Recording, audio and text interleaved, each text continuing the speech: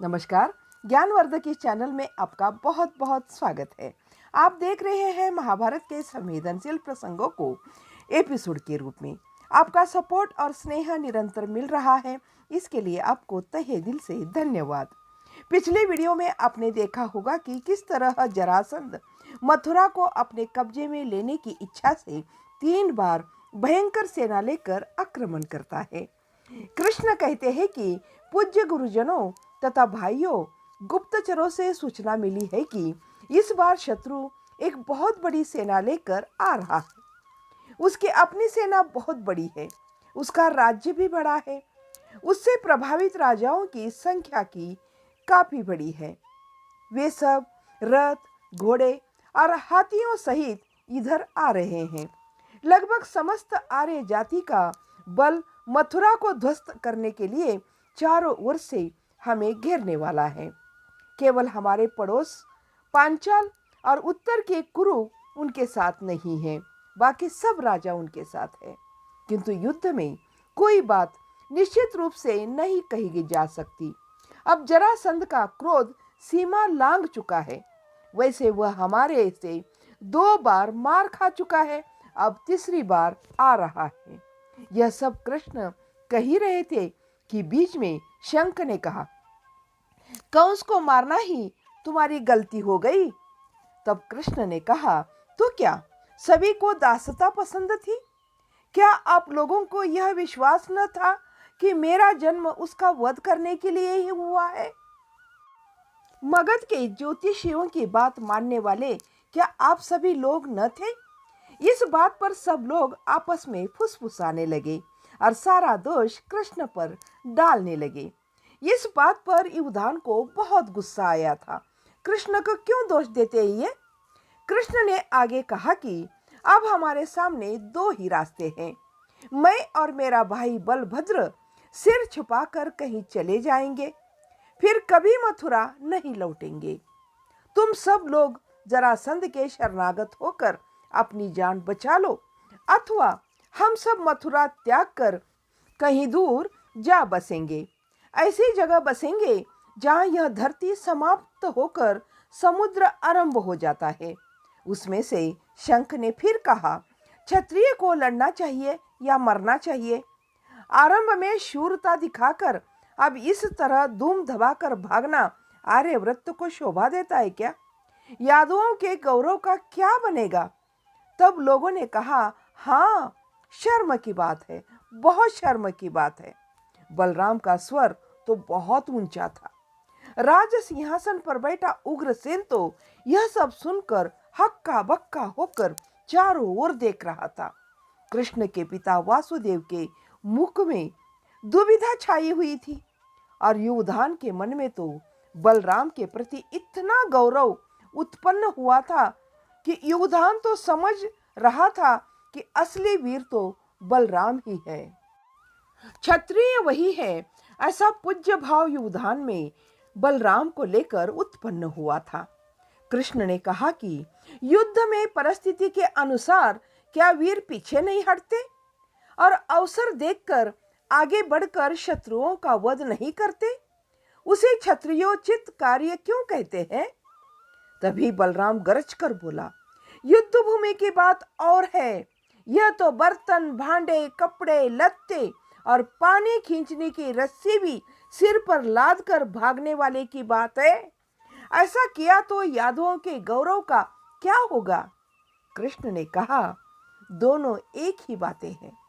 हम केवल प्राण बचाने नहीं जा रहे हैं, नई धरती खोज कर इस समय पर सिर छिपा लेंगे और बाद में जरासंध का वध करेंगे। बलराम ने कहा, इतनी दूर जाने के बाद कैसे वध कर पाओगे? कृष्ण ने कहा कि कैसे वध कर पाएंगे यह अब मैं कैसे बताऊं? यही उपस्थित नाना उग्रसेन, पिता वासुदेव, घर में बैठी देवकी और तुम्हारी माता और अपनी बड़ी मौसी, सबकी सौगंध लेकर कहता हूं कि मैं केवल प्राण बचाने के लिए नहीं जा रहा हूं। अगर जीवित रहे तो एक न एक दिन अवश्य शत्रु को जीत सकते हैं। इस समय चढ़ी आ रही उसकी असंख्य सेना से टक्कर लेकर रक्त बहाने से क्षत्रिय का अहम पूरा हो सकता है, पर उससे लाभ क्या होगा?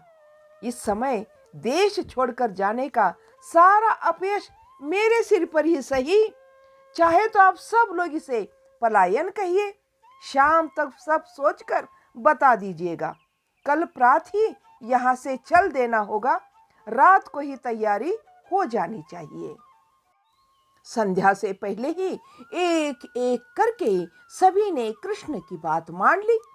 उग्रसेन पहले ही मान गया, वासुदेव मान गए, अक्रूर मान गया, युधान के पिता मान गए, चित्रक मान गया, सत्राजीत, प्रसेन सब के सब मान गए।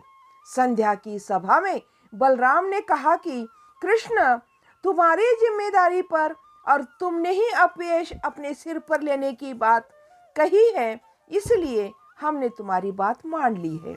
इस तरह बलराम ने ऐसा कहकर बात मान लिया। बलराम का प्रश्न इतना ही था कि कृष्ण किस लिए यह सब अपमान अपने सिर पर उड़ने को तैयार हो गया है। आर्यव्रत के क्षत्रियों में वीरता है।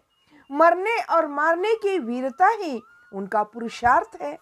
ऐसा व्यक्ति स्वर्ग में अपनी जगह बना सकता है। उसका स्वेच्छा से त्याग कर इतने लोगों की जीवन रक्षा का मार्ग खोजकर आर्य जिस कायरता को अनंत गर्हित मानते हैं, उसी को अपने सिर पर ओढ़कर हंसते हंसते चल पड़ा है। कैसी जगह! सप्ताह सप्ताह चलने पर भी समाप्त न होने वाली पहाड़ियां, जंगल पार करते चल दिए थे। कितना मुश्किल है चलना। जरासंध इतनी दूर कैसे आ सकता था? मगध से यहाँ पहुंचने में 4 मास लगते हैं। अनजान देश, ऐसे लंबे समय को अपना देश छोड़कर निकले तो दूसरे यहाँ को हड़प लेंगे ना। यह सब कृष्ण क्यों नहीं सोच रहा है? यहाँ से दूर जाने का उसने क्यों सोचा होगा? बलराम आगे कहता है कि हम यहाँ कितनी पीढ़ियों से रहते आए हैं। इन घरों को त्याग कर चलते समय कौन सा सामान छोड़े और कौन सा ले जाए, यह कितनी बड़ी समस्या है कृष्ण। लेकिन कृष्ण चलने की तैयारी में लग गए। कई लोगों की तैयारियां शुरू हो गई और सबको कृष्ण यही बता रहे थे, देखो सामान थोड़ा सा लेना, तुम्हारी गाड़ी बीच में ही टूट सकती है, तुम्हारे खींचने वाले बैल थक सकते हैं, मर भी सकते हैं, तुम्हारा ही सामान तुम्हारा बोझ बन सकता है। राह में सब कुछ फेंक फाक कर आगे बढ़ना पड़ेगा। अत्यंत आवश्यक सामान ही ले चलो। वहाँ इतनी सर्दी भी नहीं है, इतने कंबल की आवश्यकता भी नहीं है। दाल, आटा और पकाने के बर्तन, बस इतना ही लेकर चलो। धनुष्य, बाण और सारे आयुध साथ रहे। परंतु हुआ यूं कि कृष्ण के 1000 बार कहने पर भी स्त्रियों ने इतना सामान बांध लिया और पुरुषों को इतना ढोना पड़ा। व्यर्थ की चीजों से भी मनुष्य को कितना मोह होता है। जो हाथी थे उन्हें वहीं छोड़ दिया गया। जो थोड़े बहुत घोड़े और बैल थे उन्हें गाड़ियों से बांधकर साथ ले जाने वाले लोग ही ज्यादा थे। चलने वाले राह थक गए थे, बुखार आने लगा था, पांव फटकर रक्त रक्त हो गए थे। सब में एक अनाथ भाव छा गया था। कृष्ण की बात मानने वाले भी राह में उसे गाली और शाप दे रहे थे। कह रहे थे कि कंस का राज्य ही अच्छा था। किसी की बुरी भली बात की ओर ध्यान न देते हुए कृष्ण आगे पीछे सबकी देखभाल करते हुए कृष्ण आगे आगे बढ़ रहे थे। तो इस कहानी को करते हैं यहीं पर समाप्त। इस कहानी का अगला भाग अगले वीडियो में जरूर देखिएगा। तब तक के लिए जय हिंद, जय भारत।